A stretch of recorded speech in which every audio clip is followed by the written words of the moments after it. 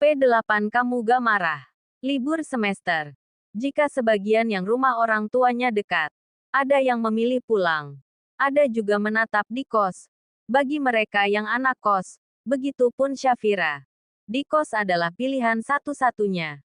Jika harus pulang ke Peku jelas dia tidak akan puas. Ayah dan bunda yang mendapat kabar Syafira mendapat IP 3.7 pun sangat bangga. Yaitu sudah pasti.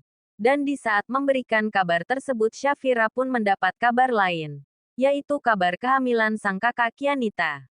Sakit, atau sedih, kayaknya sudah tidak. Syafira berhasil move on. Bukan karena sudah mendapatkan tambahan hati. Tapi bagaimanapun dia harus move on. Karena Yusuf sekarang adalah abang iparnya. Pagi ini seluruh anak BEM harus bergerak. Sekalian libur. Grup WhatsApp mengabarkan bahwa ada bencana alam longsor. Dan mereka harus melakukan bansos. Mau kemana Syah? Bukannya libur? Tanya ibu kos yang melihat Syafira buru dan membawa jas alma maternya. Bu Syah mau bansos bareng anak BEM di lokasi longsor tadi pagi. Astagfirullah. Oh ya ibu juga baru dengar tadi. Hati-hati. Syah pamit ya Bu. Syafira pun melajukan motornya menuju kampus. Dan anggota BEM lain juga sudah berkumpul. Syah motornya tinggal aja. Bareng sama yang lain naik mobil, ujar Adrian. Apa gak enakan bawa motor ya? Karena ditakutkan akan ada lokasi yang gak bisa dimasukin sama mobil, jawab Syafira. Ada kok yang bawa motor. Sebagai di mobil aja.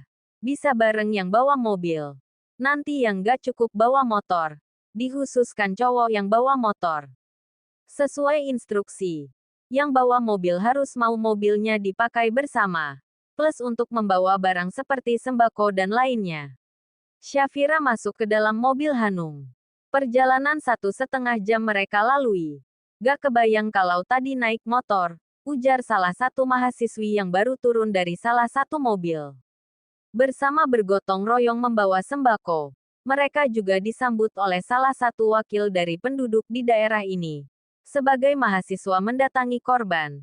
Ada yang terluka. Dan para mahasiswa jurusan kedokteran juga sudah siap membantu. Longsor di daerah cukup besar. Bahkan ada korban jiwa yang belum ditemukan. Syafira dan teman-temannya menyalurkan bantuan. Dan di saat Syafira akan masuk ke tenda pengungsian, nampak anak kecil laki-laki yang sedang menangis. Syafira pun menghampirinya. Ibu, Hiks, ibu. Hei, adek kenapa? Tanyanya sambil mengacak rambut anak laki-laki itu. Hiks, ibu. Jawabnya dengan masih menangis dan mengucek matanya. Ibu adek di mana? Gak tahu. Kak, ibu gak ada. Hiks. Ya udah yok ikut kakak. Kita cari ibu ya. Ajak Syafira. Syafira menggenggam tangan anak lelaki itu. Tapi saat akan berjalan, anak lelakinya berhenti. Kenapa? Kakiku sakit kak. Ya Allah. Ini luka kakinya. Sambil melihat ke kaki yang ditunjuk si anak itu. Sini biar saya gendong. Ujar Aidan. Ya Aidan sedari tadi memang memperhatikan Syafira. Aidan yang baru datang dan menyusul mahasiswanya tapi terhenti dengan apa yang Syafira lakukan.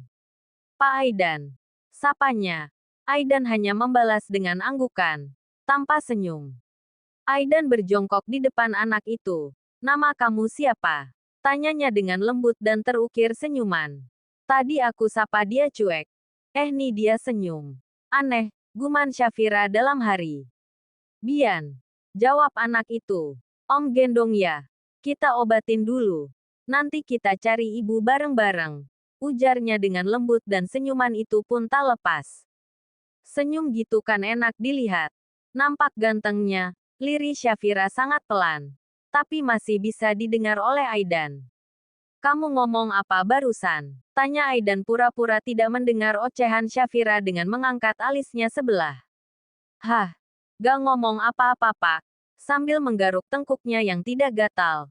Udah buruan pak kita bawa Bian ke tenda pertolongan. Lanjut Syafira mengalihkan pertanyaan Aidan. Aidan pun mengalihkan pandangannya. Dan ada senyum tipis yang terukir atas apa yang Syafira katakan tadi. Cukup lirih. tapi mampu didengar oleh indera pendengarnya. Aidan membawa Bian ke tenda pertolongan, diikuti oleh Shafira. Kaki Bian pun langsung dibersihkan dan diperban. Sepertinya tergores kayu, namun cukup dalam. "Sya di sini rupanya. Dicariin juga," ujar Hanung. Iya. Ni tadi nolongin adek ini," jawabnya. Ada Pak Aidan. "Siang Pak," sapa Hanum yang baru melihat dosen killernya itu berada di depan Shafira. Aidan hanya membalas dengan anggukan. "Sya ke depan Yok. Bagikan sembako," ajak Hanum. "Ya udah Yok." Baru akan melangkah, tapi dicegah oleh Bian. "Kakak mau kemana?" Katanya mau temenin cari ibu. Hiks, tanyanya dengan kembali menangis. "Kak Sya ke depan sebenarnya.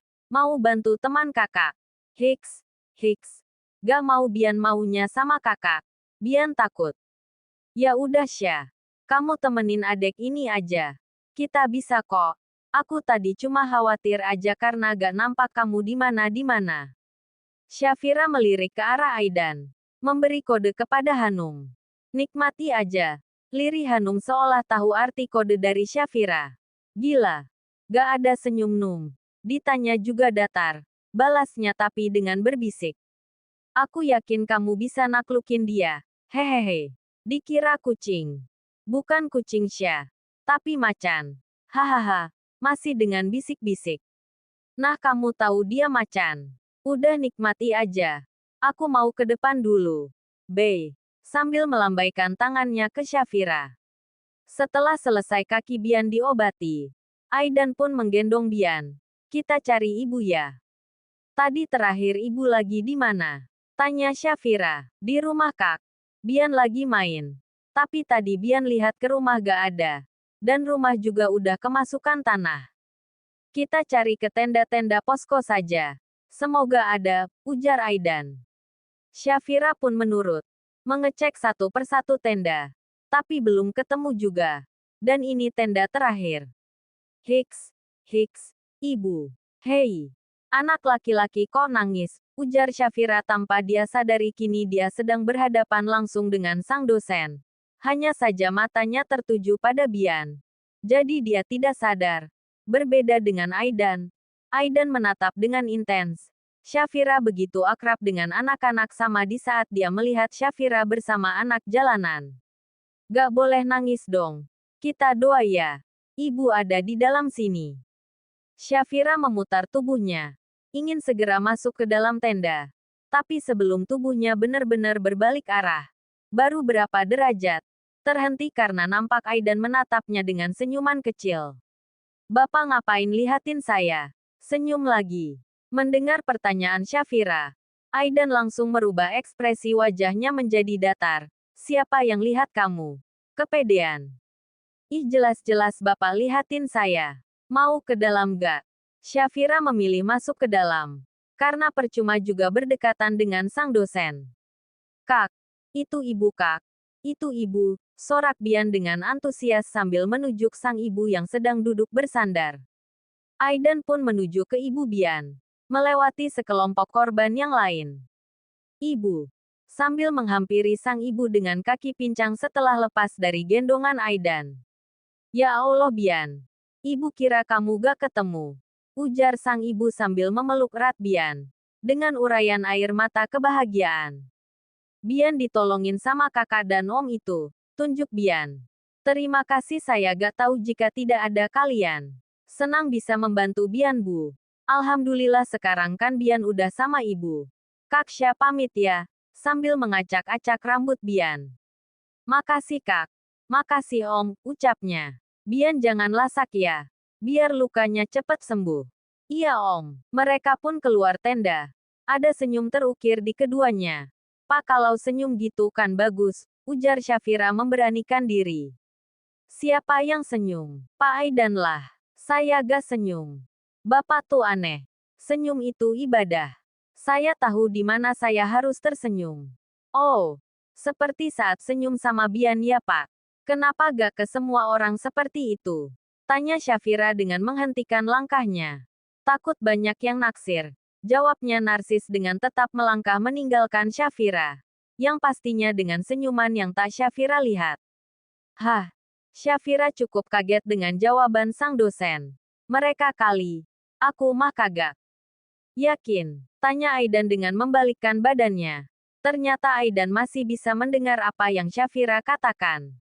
Refleksi Syafira menutup mulutnya dengan kedua tangannya.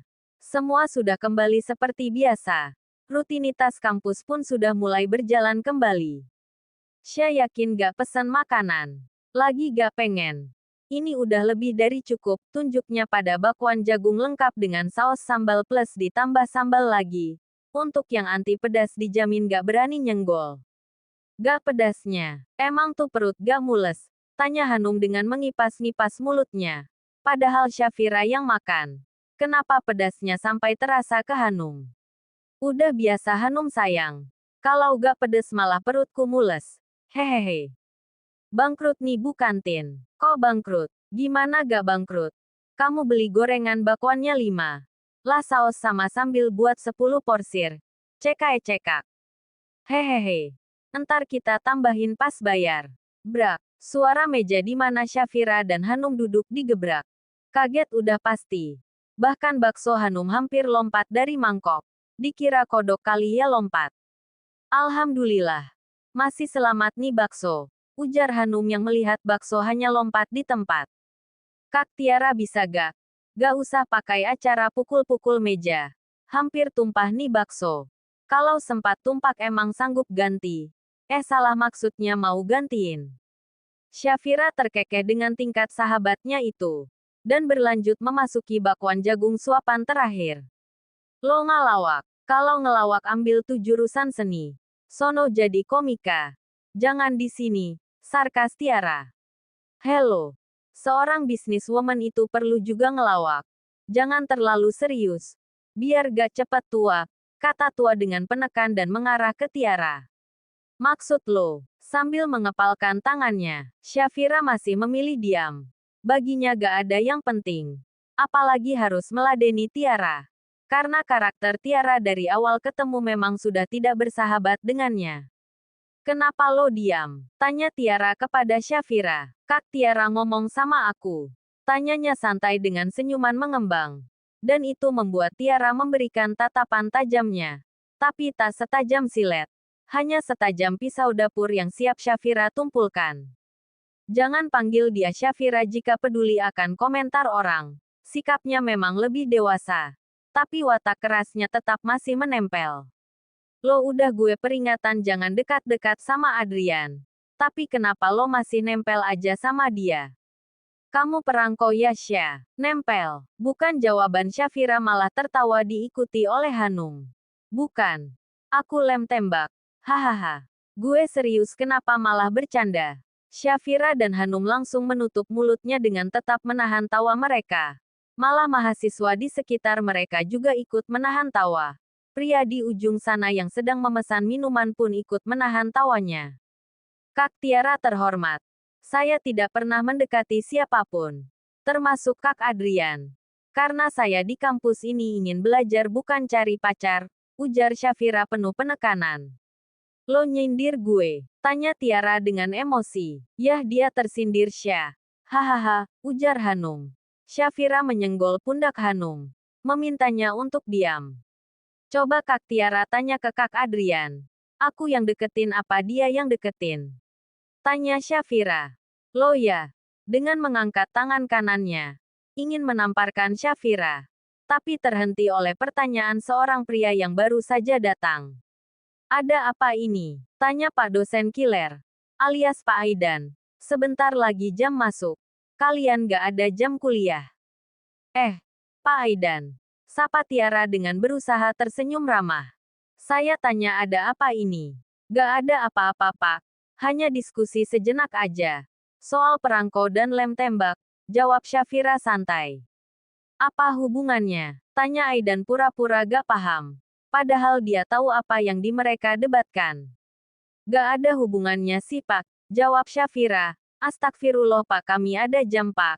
Kami permisi ya Pak. Terima kasih sudah diingatkan. Tambah Syafira sembari menarik tangan Hanum dan beranjak meninggalkan Aidan serta Tiara the Gang. Aidan geleng-geleng dengan tingkah Syafira. Kalian masih mau di sini? Tanya Aidan kepada Tiara. Ni mau masuk Pak. Permisi Pak, jawab Tiara gugup dan berlalu pergi. Di dalam kelas Syafira langsung mendudukkan bokongnya di kursinya. Sya kamu kok berani sih main kabur aja dari Pak Aidan. Terus, aku harus gandeng dia juga masuk ke kelas. Ya gak gitu juga kali. Kak Tiara itu lagi saraf kali ya? Gak saraf. Paling lupa minum obat, jawabnya santai lalu fokus ke buku. Kamu gak emosi gitu abis dilabrak sama nek lampir. Ngapain emosi? Gak ada guna. Biarkan aja. Toh aku gak ada deketin Kak Adrian kan. Tapi Kak nampak loh Kak Adrian suka sama kamu Sya. Bodok amat. Fokus ke matkul ketimbang mikirin cowok. Begitulah Syafira. Tak pernah ambil pusing. Walau sebenarnya pusing. Berbeda dengan Aidan. Dia malah mengingat apa yang Syafira lakukan saat menghadapi Tiara tadi. Tenang dan santai. Dan itu membuatnya mengukir senyuman tipisnya. Mata kuliah hari ini selesai.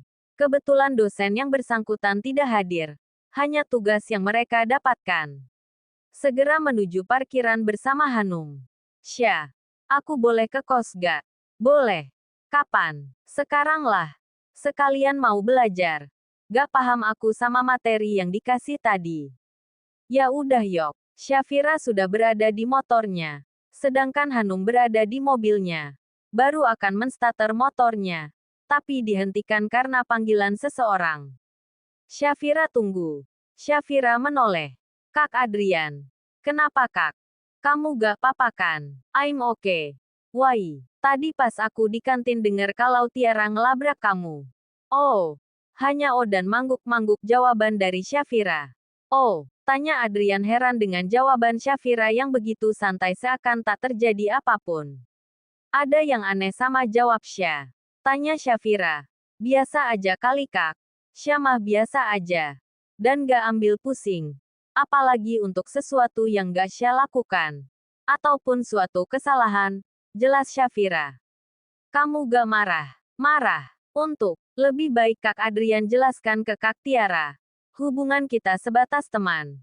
Dan di BEM sebatas kerjasama juga untuk BEM. Udah. Adrian tersenyum kecut dengan perkataan Syafira. Sebatas teman. Untuk saat ini Syah hanya fokus ke urusan kampus. Jadi kalau dituduhkan hal semacam itu, gak mempan buat Syah. Tin. Suara klakson mobil Hanum, ayo. Ucapnya dari dalam mobil dan bisa Syafira lihat. Ya udah ya kak. Syah mau pulang. Mau ngerjakan tugas bareng Hanum. Oh, oke. Hati-hati.